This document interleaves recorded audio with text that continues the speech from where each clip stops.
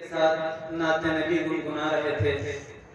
सामाईन किल्लते वक्त दामनगीर है कुछ तबसरा न करते हुए, क्योंकि हर किसी की शख्सियत और उसका कलाम खुद उसकी तारीफ हुआ करता है।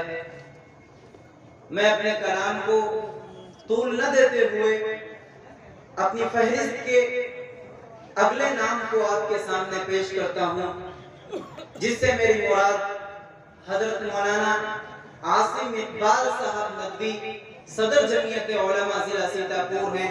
हजरत वाला तशरीफ लाएं और अपने कीमती बयान से हम सामाईन को मुस्तफीद फरमाएं।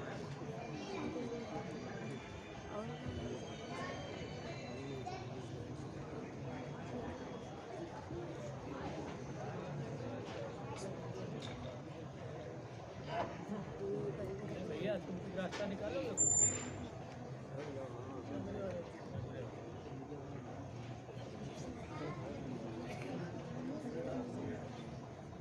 कर दो, बैठ जाओ।